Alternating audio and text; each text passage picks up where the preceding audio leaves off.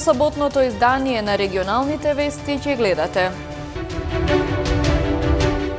Треба да има побројни и построги контроли при изградба на објектите за да се спречат евентуални оштетувања при природни непогоди.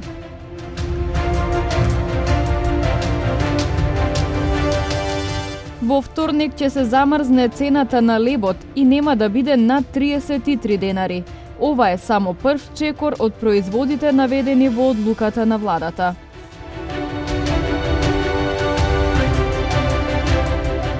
Полицајците од сообраќајната полиција денеска поделија флаери со пораки. Не користи мобилен телефон додека возиш и секој повик може да почека.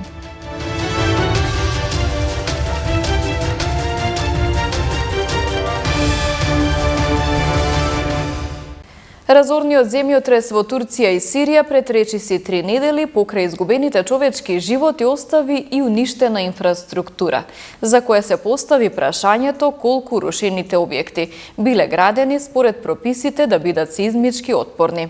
Прашањето се наметна и во другите земји, исклучок не е ни Македонија, како и градот Тетово, каде владее урбанистички хаос. Професорот по архитектура Бекир Адеми од Универзитетот на Југоисточна Европа вели дека треба да има побројни и построги контроли при изградба на објектите, за да се спречат евентуални оштетувања при вакви непогоди.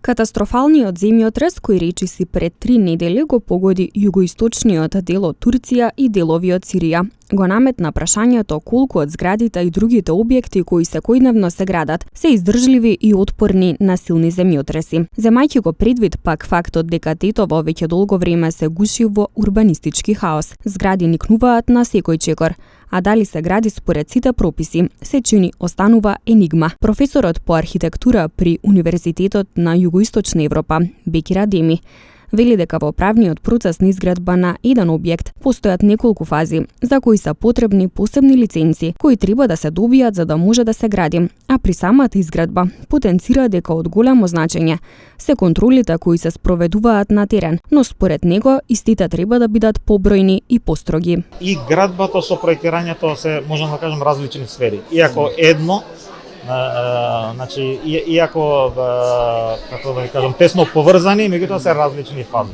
Значи, затоа и постојат овластувања и лиценци посебни за проектирање, посебни за урбанизам, посебни за градење, изведба и така натаму. Значи, тоа е цел еден, како да кажам, ансамбл, кој што едно погрешно толкување на тој ансамбл, на таа музика или било што, значи се настанува пореметување, нели? Значи сето тоа треба да биде како едно. Градењето е процес кој што следува после сите тие одобренија кои што ќе се добијат.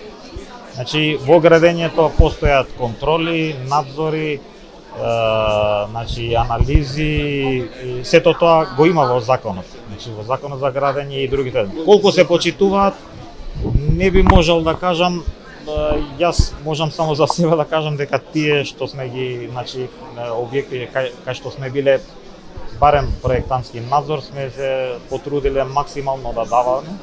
Можам, среќната страна е дека во Македонија има една традиција градежна, која што до одреден степен се почитува. Меѓутоа, мислам дека контролите треба да се многу построги, иако постои таа една традиција, како што е квалитетна бетон, квалитетни армирачи, квалитетни конструктивни работници, кои што нели работеле многу во странство и истите тие знаења ги пренесуваат кај нас. Тоа се добри фактори и среќни фактори. Меѓутоа, темелно некои работи треба да се сменат. Запрашан за тоа колку е исправно да се прават надградби на веќе изградени згради, Адеми вели дека надградби добиваат и многу објекти во развиените земји, но нагласува дека според него треба да се укине законот кој го дозволува тоа.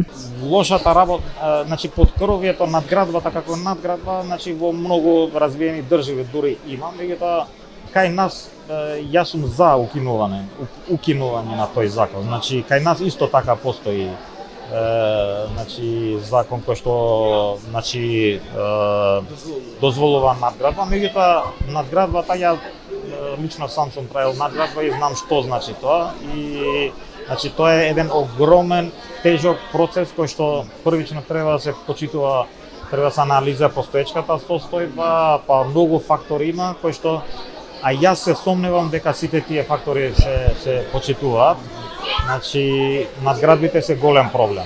Иако, значи ако се пристапи правилно, не е нерешливо, значи пошто надградбата ако се има во законот, ако не надминува, не знам колку беше, 5%, 10% од волуменот на целиот објект, значи не влијае во целокупната статика, пошто значи најважната работа во еден објект се другите фактори, како што е самата постоечка конструкција, колку е таа значи сама по себе издржлива и правилна. Евидентно дека урбанистичкиот хаос во Тетово зема се поголем замав, а простор за паркови, зеленило, рекреативни места се помалку, кои очигледно ќе чекаат некои подобри времиња. Во вторник ќе се замрзне цената на лебот и нема да биде над 33 денари и за белиот и полубелиот леб. Ова е само прв чекор од производите наведени во одлуката на владата. Ќе следат и нови одлуки за замрзнување на цените, изјави на денешната пресконференција министерот за економија Крешник Бектеши. Министерството за економија ги заврши сите анализи за мерките за субвенционирање на електрична енергија за индустријата, за прехранбениот сектор во нашата држава и веќе е пратена одлука за укинување на истата мерка, имајќи во предвид дека не е почитувана од страна на тие компании кои добиле субвенционирана струја тоа што беше договорено предходно со владата. Моментално чекаме одговор од страна на законодавството во влада дали ова мерка ќе почне да се применува од 1 март веднаш од наредната недела или пак од 1 април, но меѓувреме за граѓаните да не трошат дополнителни средства преку буџетот за да им се излезе во пресрет на овие компании кои не ги почитувале договореното со владата, сакам да најавам дека во вторник ќе се замрзне цената на лебот и нема да биде над 33 денари, најмногу и за белиот леб и за полубелиот леб во нашата држава. Дополнително на тоа, ова е само прв чекор од производите кои се наведени во одлуката на владата за утврдување на маржите. Министерството за економија работи за другите производи и ќе следат и нови одлуки во делот на замрзнување, на утврдување на цените и со ова уште еднаш се покажува дека владата работи во интерес на граѓаните и немаме да оставиме да има војни профитери во време на ваква голема криза.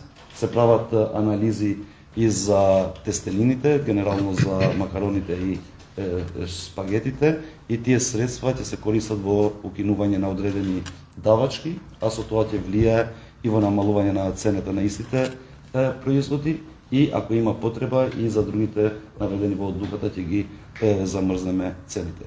Значи не може да има разлика во делот на цената на лебот од 28 денари до 38 денари за истиот леб.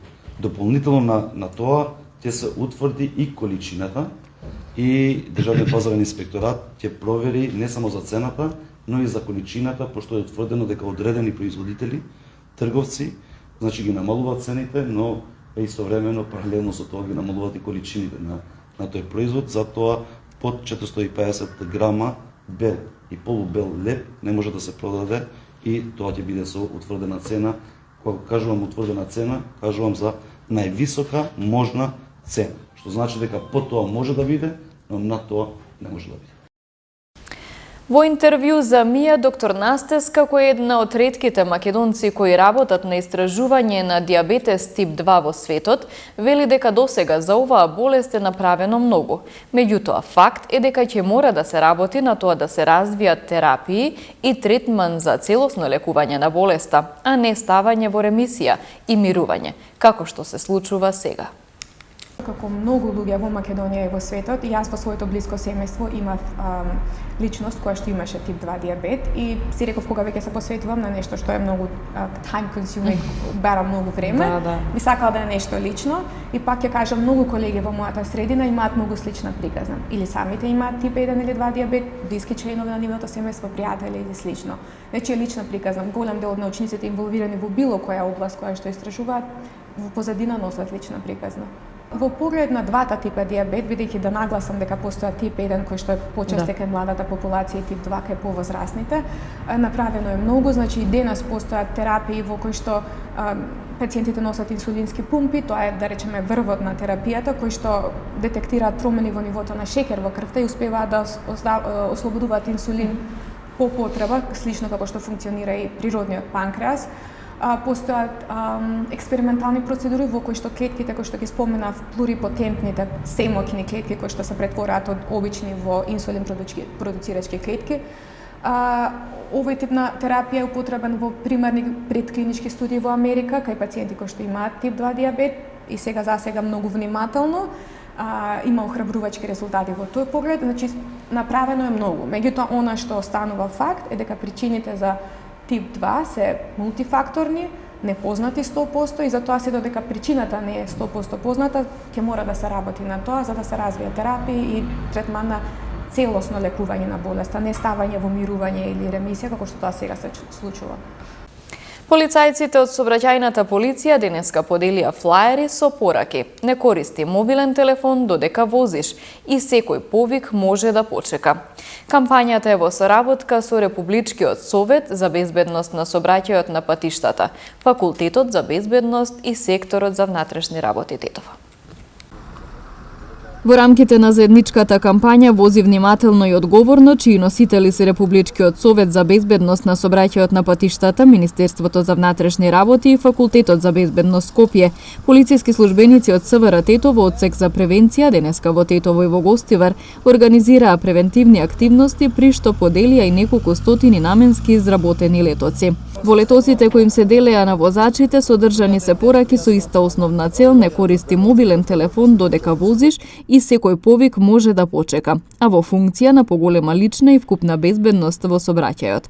Ова дотолку повеќе што зборувањето на телефон и пишувањето пораки е опасно и ризично, го одвлекува вниманието на возачите и ги доведува во опасност да предизвикаат сообраќајни несреќи.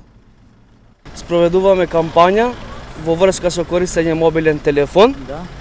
Да ви кажеме дека мобилниот телефон не се користи додека се управува со возилото. Значи, употребата на мобилен телефон е спротивна на законот за безбедност на патниот сообраќај и за исто да следува глоба. Повелете флаери, да внимавате. Пријатен ден да си имате. Пријатно.